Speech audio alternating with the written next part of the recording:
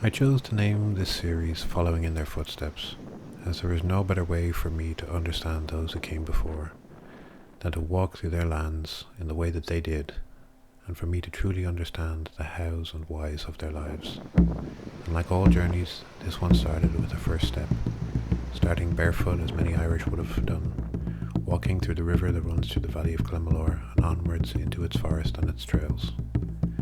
I chose this location not just due to its historical importance, but also due to its importance to me, as this valley is one in which I have spent many times camping, hiking, and I felt it was an appropriate place to begin.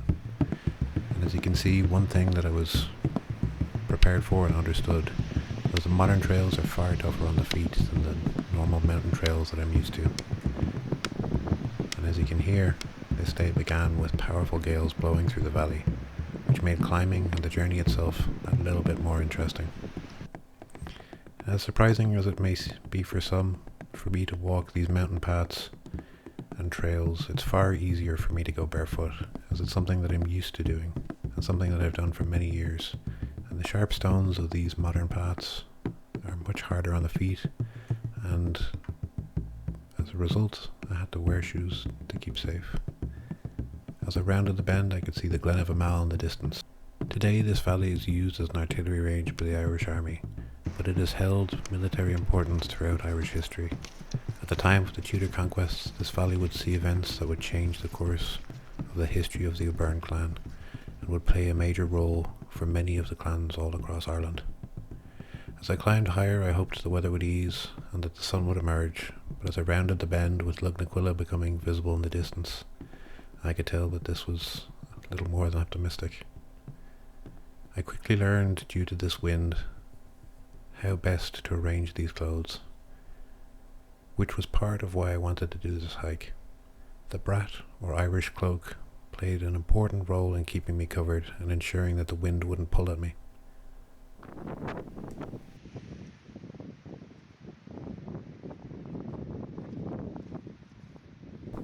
As I climbed higher, I could see snow on the peaks of Lonesom, and while I'd hoped to gather audio and to stop and talk and discuss these locations, with the winds whipping through the valley, this was not to be.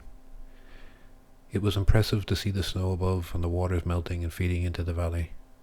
However, I knew that that meant that the river that I would soon have to cross, which was being fed directly from the snow, would not be something that I was looking forward to.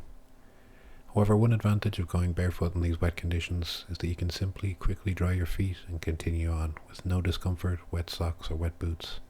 And with many historical boots lacking waterproofing, this is usually the better option, and really made me appreciate why being barefoot was so important for the Irish people. With this weather and these conditions, I was already gaining a good insight into why these items of clothing were so popular and why they were made for this land. However, with such turbulent winds, once I'd crossed the river, I spent some time trying to find the best and safest route up the hill.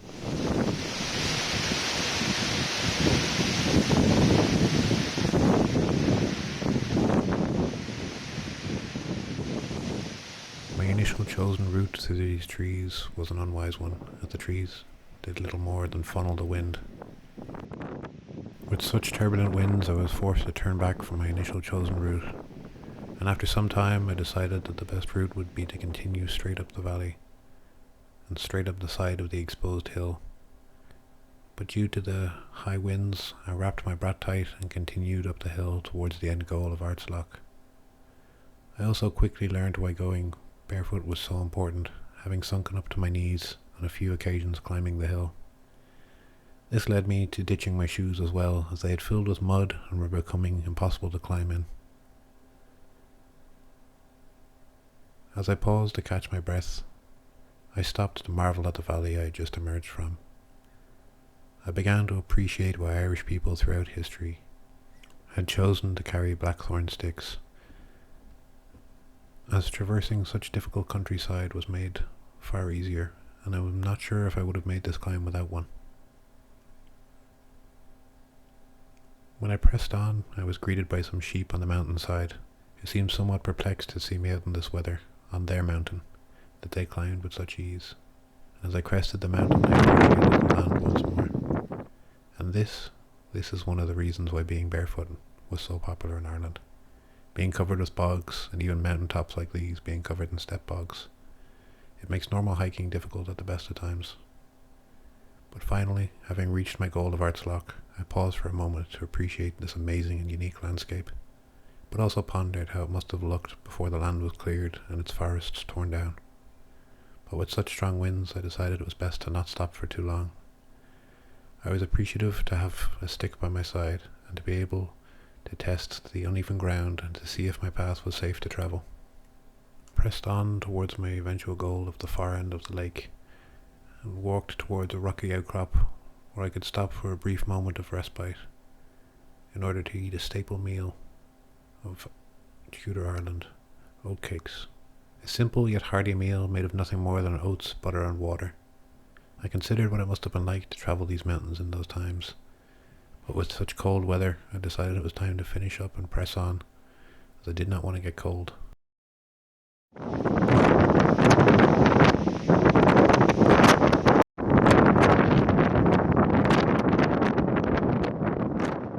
Originally I had intended to return through the route that I had taken up, but with such strong winds it seemed much safer and more prudent to return back down the other side of the valley, going through the forest, which would aid in some cover as I hiked. As I continued on, I began to appreciate the clothes. The brat, which was once referred to as a house fit for an outlaw, and I could really appreciate that sentiment as I hiked. While going barefoot and bare-legged may seem unusual, it made sense considering the weather, and barred the discomfort of catching heather between my toes, it was not that unpleasant to do. However, due to the heavy rain, the normal paths had been worn away, so I zigzagged across the hilltop in order to find the best route down. After some time, I finally found the route I was looking for, and this also coincided with the wind starting to finally die off, which made the rest of the journey far easier and much more enjoyable, and as a result, I paused for a brief moment to celebrate this small victory. I pressed on, knowing now that I would be descending into the forest, and the rest of the journey would be much easier and much more enjoyable.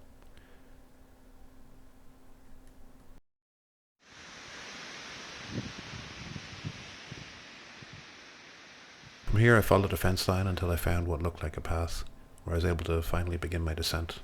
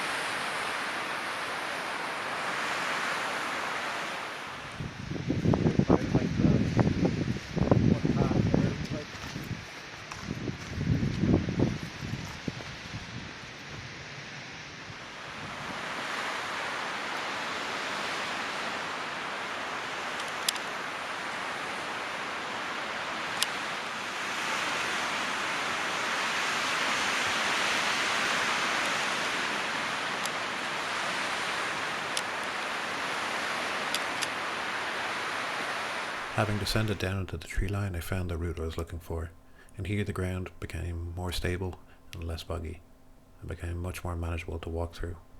I had a real appreciation of being barefoot here, as it's actually much easier to hike in these conditions.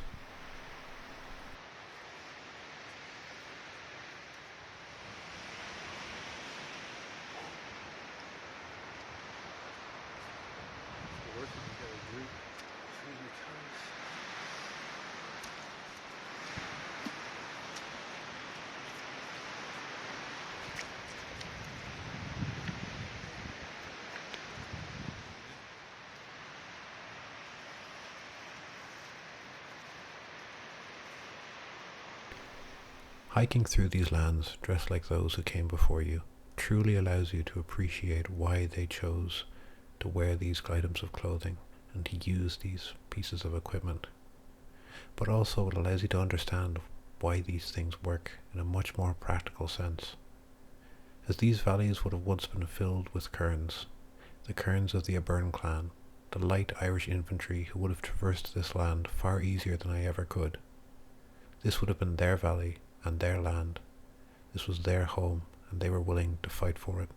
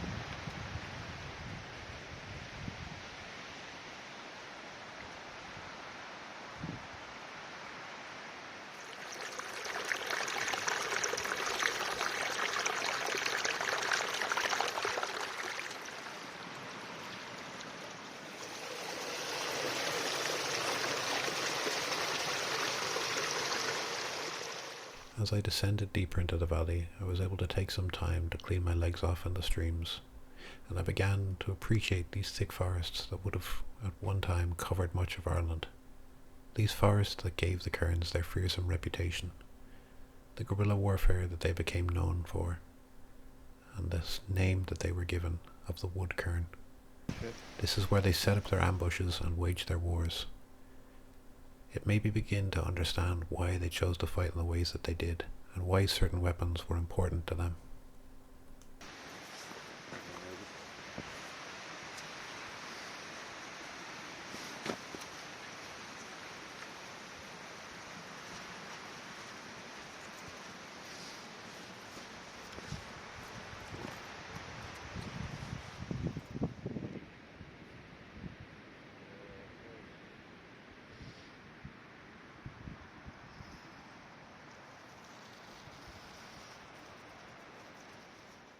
During the 1500s, the valley of Glenmalure was a stronghold of the O'Byrne clan, one of the most powerful clans on the east coast of Ireland.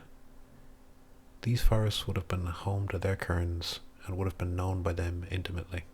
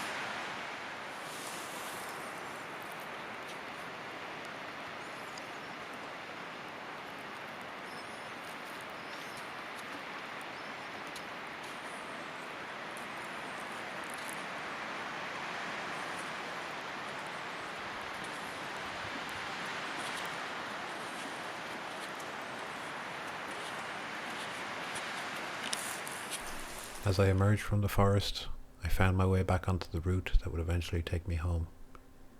I took some time putting my pampooties back on in order to aid in the walking of these unforgiving modern roads, and I began to appreciate the trails that crossed this mountain.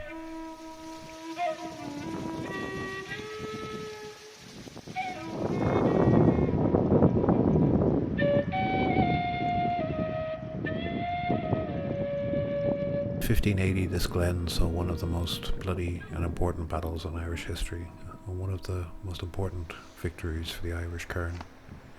So like them, I spent some time practicing slinging into the valley, ensuring that there was no one below me.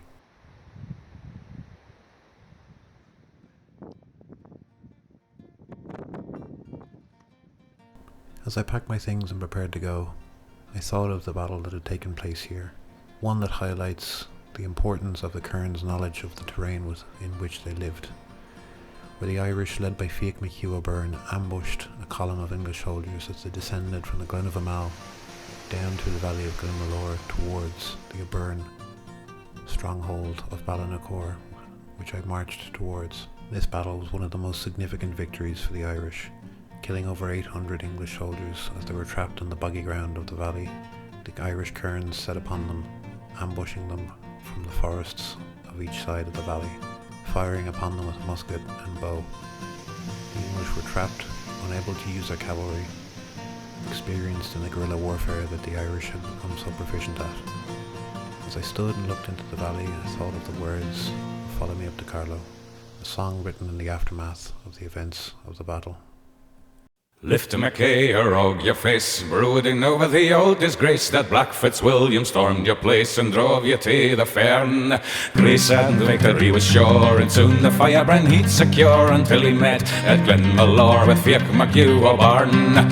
Curse and swear, Loch Kildare, Fiach will do what Fiach will dare. Now Fitzwilliam, have a care, fallen is your star low. Up with halbert, out with sword, on we'll go for by the Lord. Fiach MacHugh has given the word, follow me up to Carlow. See the swords of Glenamal flashing over the English pale. See all the children of the Gael beneath O'Barn's banners. Rooster of a fighting stock, would you let the Saxon cock crawl out upon an Irish rock? Fly up and teach him manners. Curse and swear, Lord Kildare, Fiach will do what Fiach will dare. Now Fitzwilliam, have a care, fallen is your star low. Up with halbert, out with sword, on we go for by the Lord. Fiach MacHugh has given the word, follow me up to Carlow. From Tessaggart to Clonmore there flows a stream of Saxon gore. Och, great is a rory Ogomore, it's sending the loons to Hades. White is sick, grey is fled, now for Black Fitzwilliam's head we'll send it over the ripping red. Queen Liza and her ladies, curse and swear, Lord Kildare, Fiach will do what Fiach will dare. Now Fitzwilliam, have a care, fallen is your star low. Up with halbert, out with sword, on we'll go for by the Lord. Fiach MacHugh has given the word, follow me up to Carlow.